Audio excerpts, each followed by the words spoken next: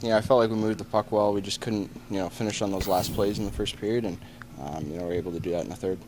But switching Justin, getting him out there too with you guys, and Braden out there, change things up a little bit too, just a little different personnel. Yeah, sometimes it gets stale. We haven't been too good lately, so it was nice to get rewarded.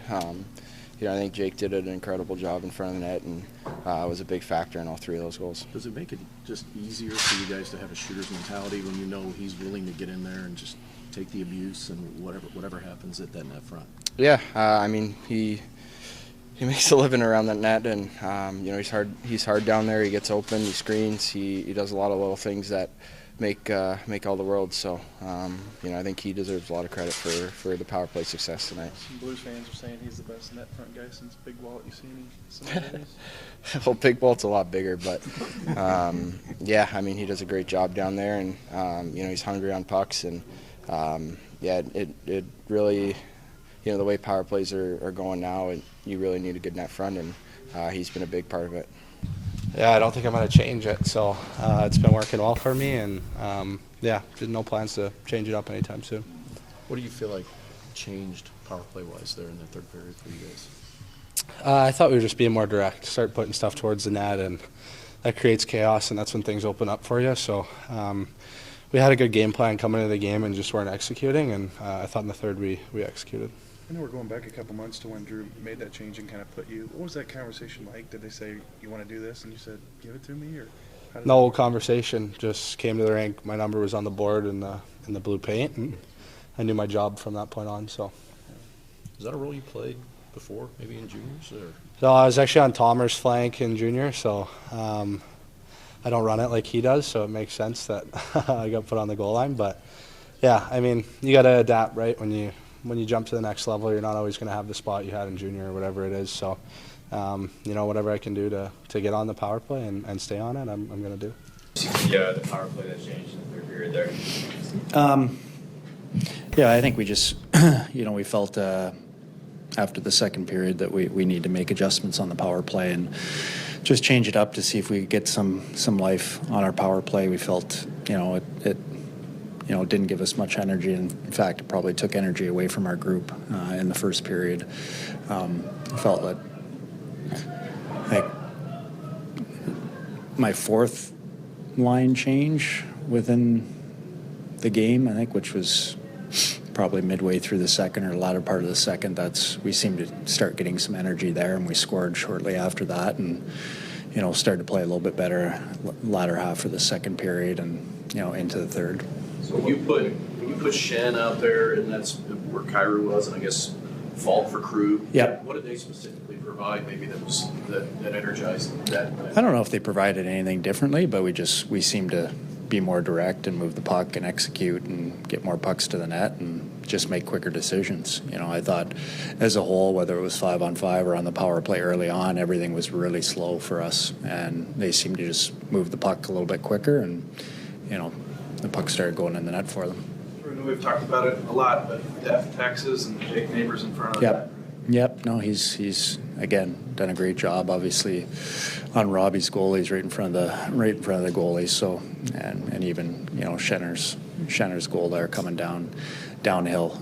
He's done a great job net front, and that's a big part of the power play success since we've put him in that position. Is there anybody specifically maybe that you would tell him, hey, watch this guy, the way he plays around the net in the league right now? Anybody you would recommend to him to do that, or have you even talked to him about maybe watching film on somebody? Not necessarily. I think we just talked to him about being in a position to take the goalie's eyes away. Move through the goalie's eyes when he sees the shot coming, whether it's from Robbie or Jordan or whoever is on the flanks at the time. Recognizing the shooting lane, or if there's a passing lane for him to release. Obviously, we saw that yesterday. And again, a lot of it's pre-scouting and then him just doing his job when he's there in that position. Any common themes during this 4-game win streak right now? Not tonight. Previous games, I think we were pretty happy with the way we were playing. But if it would the turnaround and them being fresher, but we slowed the game down too much. We didn't need to.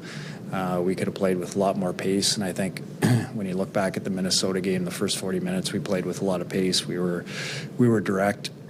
We looked like a real fast team, and today we look like a slow hockey team. Speaking of, when you talk about being slow, and then you see what Zach Bolduc does to kind of create that first goal, did that sort of kind of energize everybody? Yeah, I thought we had a couple good shifts before that, but I thought Zach started to skate a little bit more. And again, like I said before, I think it was the fourth change of lines that I had in that game at that time, and move guys into certain positions, different lines, but seemed to start moving his feet. It seemed to get everybody going at that time for whatever reason, but he was one guy that started to move his feet a little bit more and create a little bit more, have the puck on a stick and start making plays. Coming into games, do you have backup lineups saying if this doesn't work, we go to this there? Yeah, sometimes. Yeah, like today, because it was a back-to-back game, like I was prepared to make changes if they needed to be, but usually I'll have something in the back of my mind, over the, past games that we played of, combinations that have possibly worked, at times. And today was, obviously you see me late in the third go back to, Robbie's, Bucci's line, put Schenner back in the middle. Sodders had success with them. Those three with Jakey, they seem to get some kind of chemistry, and then Boldy and Hazy and Cappy, I thought they had a good second half of that game when I put them together.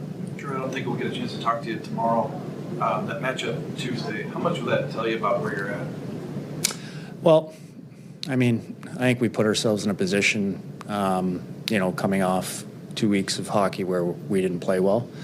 We're starting to play well, better, and we seem to always get up for teams that are, highly competitive like Colorado. So I think it's gonna be a good indication, but it's depending on how the game goes. There's still lots of hockey to be played here in front of us, and our main objective here is just to keep moving forward. Get as many points as we can, and win as many hockey games moving forward here towards the end of the season. You ever seen a player without a stick shadow? Yeah, no, I think I've seen that happen before with a stick, but I don't know if I've seen it without a stick. But again, like I think we could have taken advantage of that situation, and we weren't that sharp at that point. You've seen Joel overscored. Think he was hunting for one there? I think there was a thought process when the puck came close to him, but it kind of got caught up on the post. But yes, I've seen him score before, and he has the ability to do it. And I think that's a game, where you're up 4-1. You don't mind your goalie taking a shot at the net if he has the opportunity.